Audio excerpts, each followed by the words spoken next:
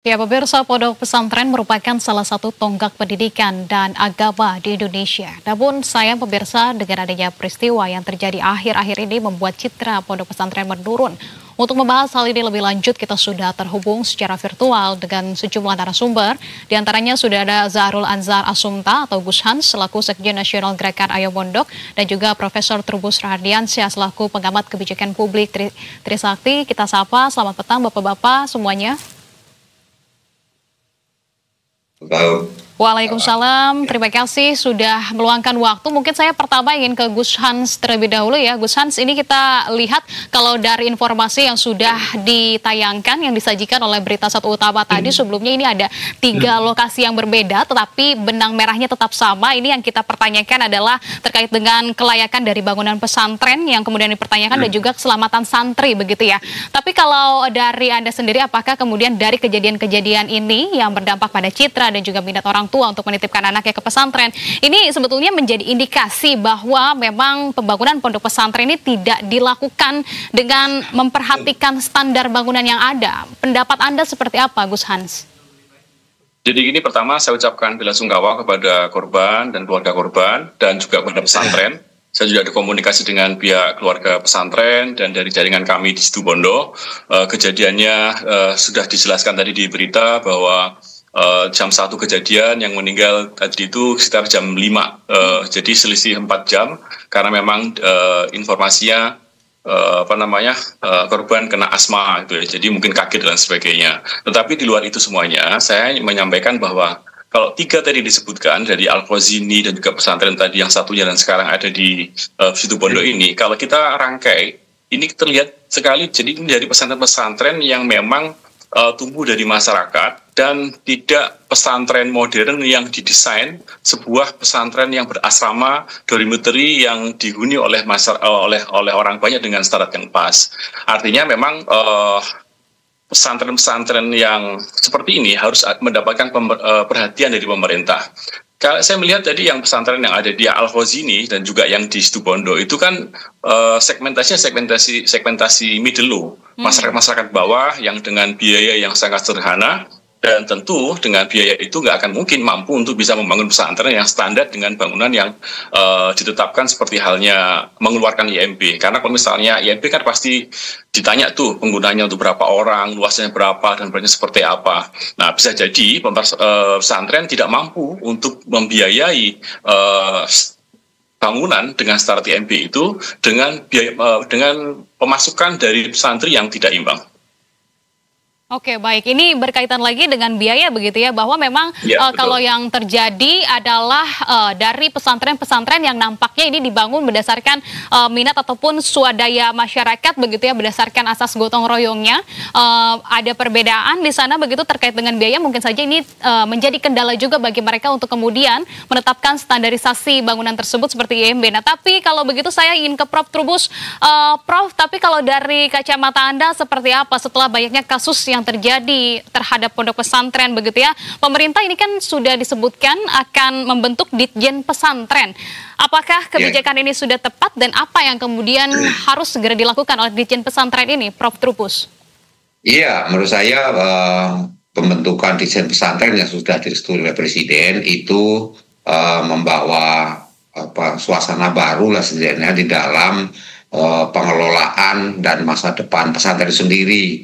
Ya, pesantren ini kan sesuatu yang membanggakan dan saya pun punya anak yang sekolahnya di pesantren gitu ya, jadi sangat bangga. Saya sebagai orang tua pun waktu itu karena pesantrennya juga kurang mampu, kita ikut juga gotong royong membantu ya, namanya memang tumbuh dari masyarakat yang tidak disisain seperti katakan Gus Han tadi oleh cara-cara secara modern lah, katakanlah pesantren modern.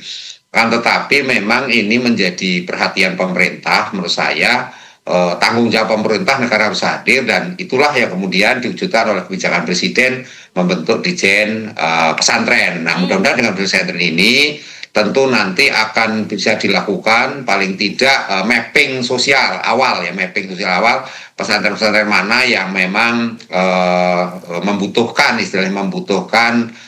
istilahnya perbaikan ataupun renovasi ataupun juga hal-hal lain yang terkait dengan kondisi bangunan itu sendiri. Karena jujur saja memang selama ini kita tidak punya regulasi yang khusus mengenai pesantren ya. Jadi dalam soal bangunan ini yang ada itu undang-undang tentang bangunan gedung ada itu, undang-undang apa namanya nomor 228 ya, itu ada, tetapi itu tidak menyangkut pengertian pesantren, apalagi yang terkait dengan IMB lah katakanlah, yang selama ini menjadi diskusi di publik setidaknya, dan pemerintah memberikan perhatian agar pondok pesantrennya berdiri nanti sudah memiliki IMB di dalamnya. Nah, ini sesuatu masa transisi ini tentu menjadi tugas berat dari Ditjen Pesantren, dan kita berharap Ditjen Pesantren segera cepat, karena memang ini sudah menjadi Ditjen tersendiri di bawah Kementerian Haji Umroh ataupun ini Kementerian Agama kalau nggak salah ya, itu sehingga nantinya bisa mendeteksi dini lah terkait dengan adanya potensi-potensi seperti yang terjadi di ketiga pondok pesantren ini. Memang kalau kita lihat secara yuridis misalnya, orang menuliskan bagaimana kalau itu ada pelanggaran sisi hukum ya, katakanlah karena lalai dalam pengelolaannya. Saya rasa itu juga terlalu jauh ya kalau misalnya mengatakan lalai, karena memang itu tadi seperti saya sepakat dengan Gusan, itu tumbuh dari masyarakat ya, bagaimana dengan biaya tidak ada ya. Dan itu berdiri kan biasanya pendirian itu yayasan-yayasan atau badan wakaf yang sifatnya kadang keluarga atau koneksi keluarga lah banyakkan itu, sehingga memang dengan anggaran yang sangat minim, Mbak, sehingga itu yang menyebabkan kemudian ya bangunan ala kadarnya secara bersama, dan yang kita lihat ya memang dari sisi kualitas kalau ukuran pengertian gedung yang layak ya memang jauh gitu ya, karena ya kalau gedung layak kan memang sudah dirancang sebelumnya itu, Mbak, menurut saya. Oke, baik. Karena memang yang mengkhawatirkan apapun yang rawan begitu ya untuk kemudian bangunan-bangunan tersebut roboh, yang kita lihat adalah karena dari spesifikasinya adalah untuk middle law begitu ya, dari pesantren middle law seperti yang tadi disampaikan oleh Gus Hans. Tapi Gus Hans, izin menanggapi begitu ya dari Anda, apakah kemudian menurut Anda Ditjen Pesantren ini memang sudah cukup urgensi begitu ya, sangat urgent begitu diadakan, dan juga nanti spesifikasinya harusnya seperti apa, regulasi untuk pesantren middle law spesifiknya seperti apa Gus Hans menurut pantauan Anda? Jadi kalau masalah urgent pasti urgent ya, justru malah menurut saya telat ya, karena memang pesantren kan sudah tumbuh sebelum Indonesia merdeka, dan sekarang alhamdulillah kalau dari Gerakan Nasional Ilmu kan mintanya kemarin kalau tidak kementerian ya juga alhamdulillah sudah cukup lah dengan Direktorat Jenderal gitu kan. Harapan kami dengan seperti itu ada perhatian khusus dan dia bisa memilah-milah gitu kan, mana yang kira-kira diperlukan bantuan atau tidak. Sehingga dengan adanya wadah yang mumpuni, sehingga ada aparat atau perangkat yang bisa menyeleksi mana pesantren yang memang butuh bantuan dan mana yang tidak. Sehingga ini kan butuh perangkat khusus kan, dengan aparat yang sesuai dengan spesifikasi di lapangan begitu. Dan ini semuanya terjadi jika ada wadah yang mumpuni, dengan harapan mudah-mudahan Direktorat Jenderal yang disetujui oleh Pak Presiden ini bisa segera tereksekusi dengan baik, dipilih siapa dirjennya dan sebagainya. Dan saya kok yakin ya, Presiden kita ini kan orangnya nggak tegaan.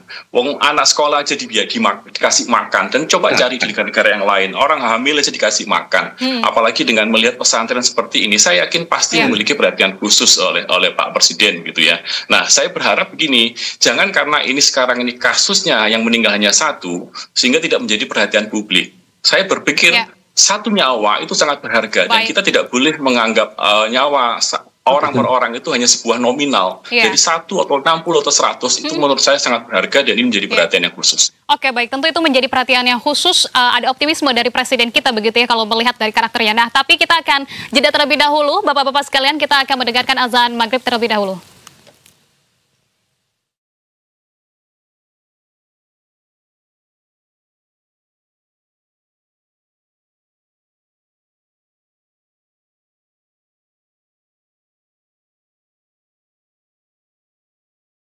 Allahu Akbar, Allahu Akbar, Allahu Akbar, Allahu Akbar. Asyhadu an la ilaha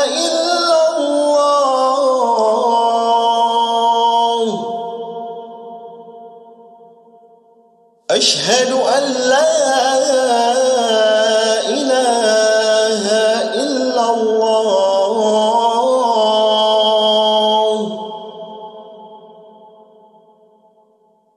أشهد أن محمدا رسول الله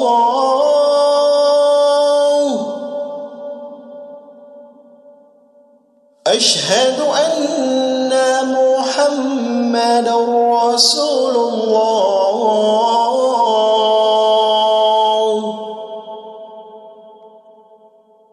حي على الصلاة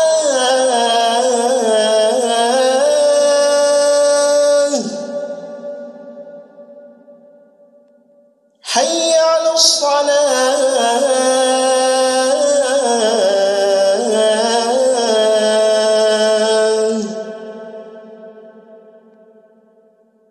حي على الفلاح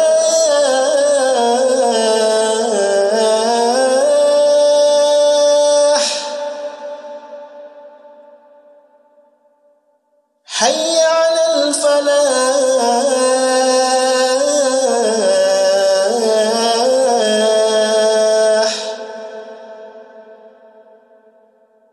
الله أكبر الله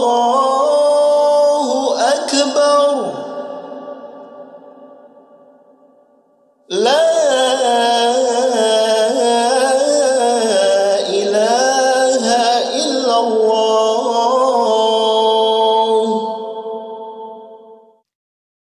Baik pemirsa, selamat menunaikan ibadah sholat maghrib bagi wilayah DKI Jakarta dan sekitarnya, dan kita akan melanjutkan dialog bersama dengan Gus Hans dan juga Prof. Trubus. Kalau begitu menyambut jawaban dari Gus Hans tadi, saya ingin lempar ke Prof. Trubus. Prof. Trubus, tadi disampaikan oleh Gus Hans bahwa ini sepertinya pembentukan dari Ditjen Pesantren ini sebetulnya sudah sangat mendesak sekali, malah sepertinya terlambat begitu ya, karena pondok-pondok pesantren ini sudah berdiri sejak ratusan tahun yang lalu. Kalau dari tanggapan Anda seperti apa, Prof. Trubus? Ya, kalau saya sih sepakat dengan bagusan ya, dalam arti harusnya ini sudah jauh-jauh hari sudah ada. Artinya ketika Kementerian Agama sudah memikirkan bahwa tumbuhnya pesantren sudah lama sejak Indonesia, sebelum Indonesia merdeka malahan harusnya sudah mempersiapkan. Tapi Kementerian Agama itu kan cuma di luar, kalau publik itu membacanya hanya persoalan haji dan umroh doang yang yang ditonjolin, dan apalagi kemudian liku-likunya banyak ini kan, perilaku korupsi yang dilakukan oleh para menteri-menteri itu. Jadi hal-hal yang seperti itu jadi kurang menonjol, artinya kurang mendapat perhatian sebenarnya seperti itu.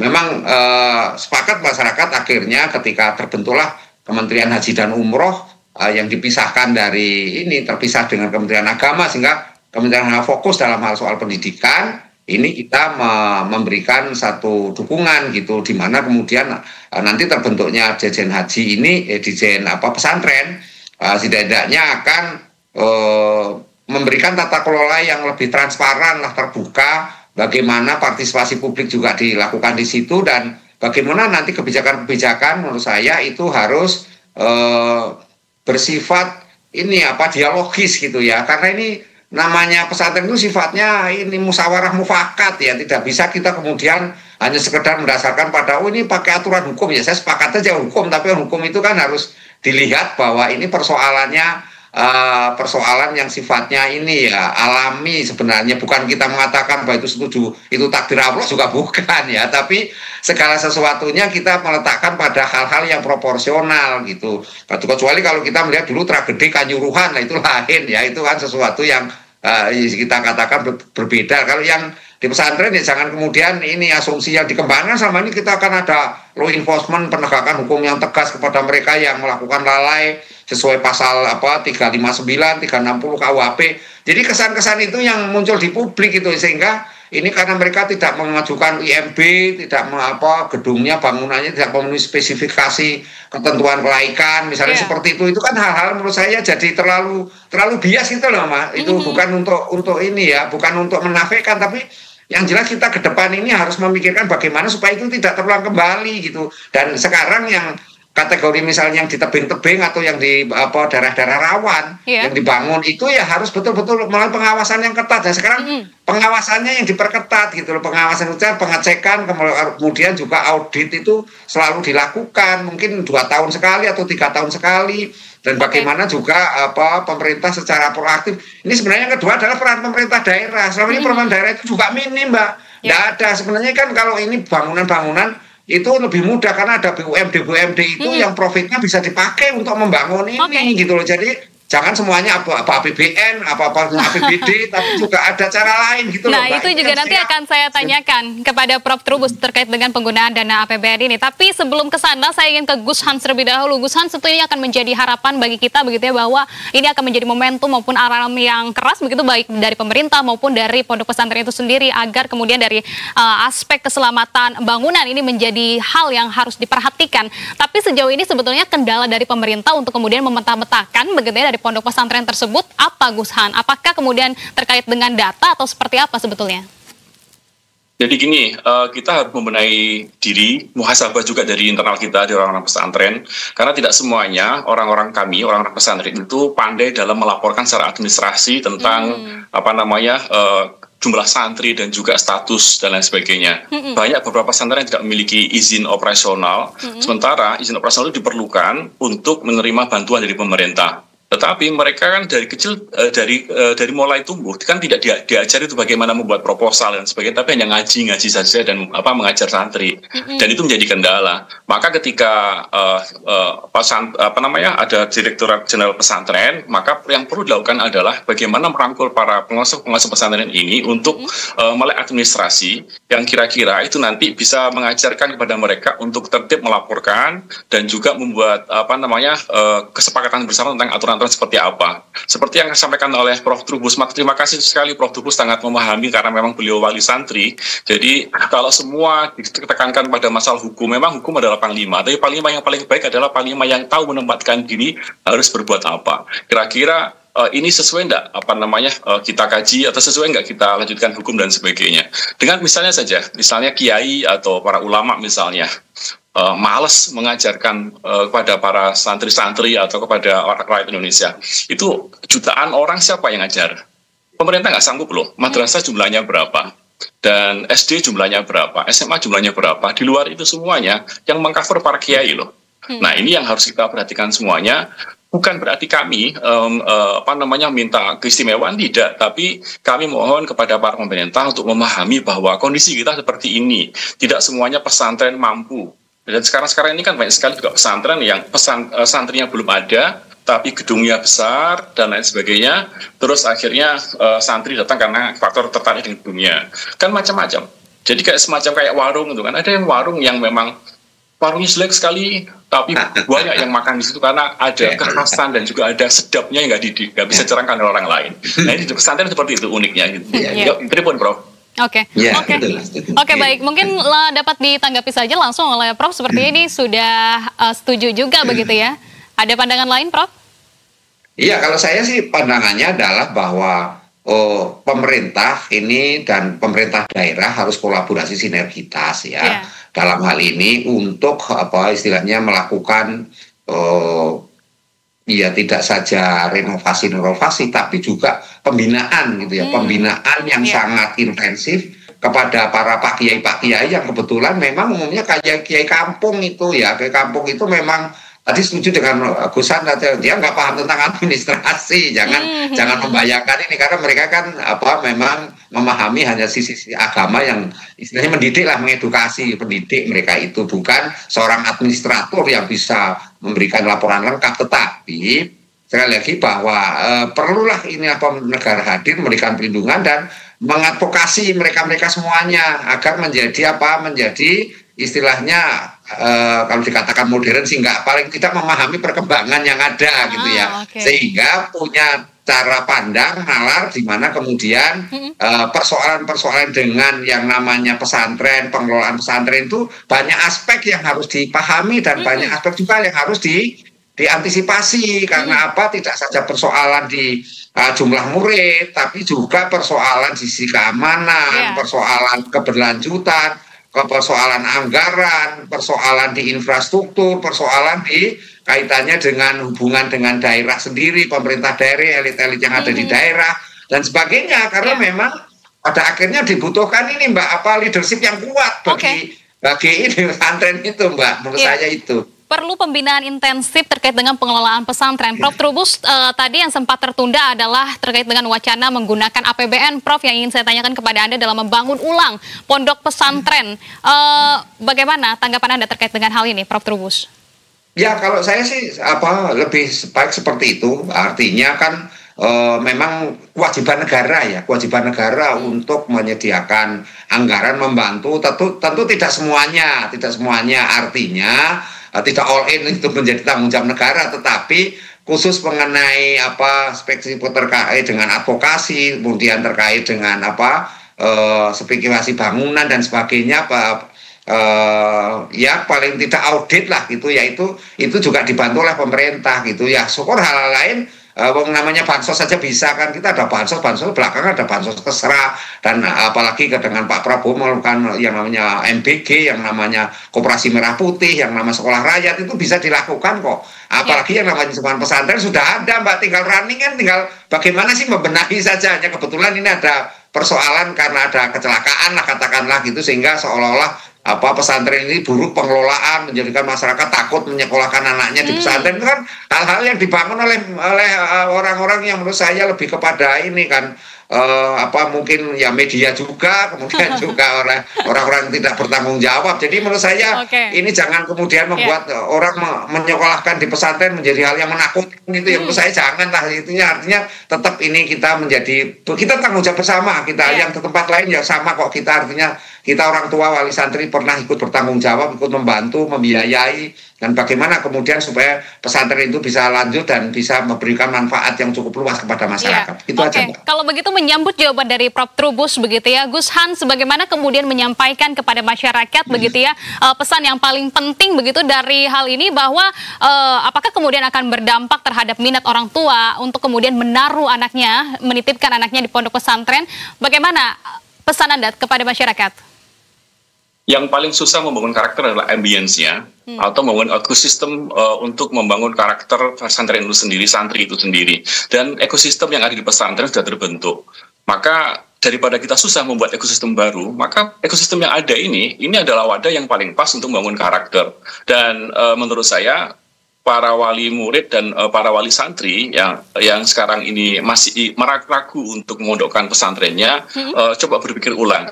Lebih ragu mana ketika anak kita biarkan di pergaulan bebas dengan berbagai ancaman narkoba dan sebagainya, dengan kenakalan. Bukan berarti pesantren tidak menyamin, tidak ada yang bisa menyamin di dunia ini, tapi minimal secara skala persentase pembulian, persentase tentang kekerasan pada anak dari total dunia pendidikan itu maksimal di pesantren hanya sekitar 8-9% dari kejadian-kejadian pembulian di Indonesia. Artinya pesantren menurut saya masih menjadi pilihan yang strategis untuk membina karakter anak-anak kita. Kalau berkaitan dengan keselamatan, bagaimana kemudian langkah yang memang agar kemudian masyarakat tetap percaya begitu, tetap optimis agar keselamatan anak-anak mereka ini tetap terjamin? Apa yang kemudian bisa disampaikan, langkah-langkah dari pemerintah yang akan dilakukan?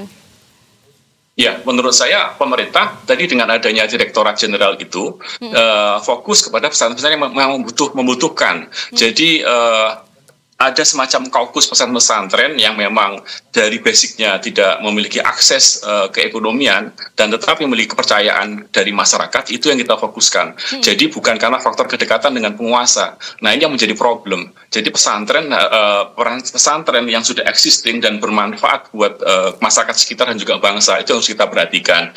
Nah, inilah yang menjadi pertimbangan. Maka kalau bisa dari pihak Dirjen Pesantren itu juga membentuk sebuah tim, mana-mana pesantren yang memang betul-betul eksis dan juga bermanfaat dan tidak ujuk-ujuk ada menjadi pesantren gara-gara ada anggaran. Nah, ini maka perlu ada sebuah badan, sebuah lembaga yang untuk menyeleksi itu. Menurut saya seperti itu.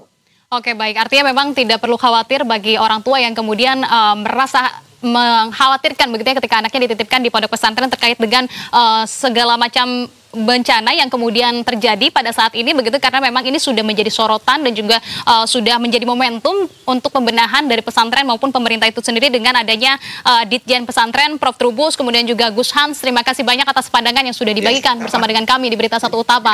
Salam sehat, sukses selalu untuk Anda. Assalamualaikum. Waalaikumsalam. Terima kasih.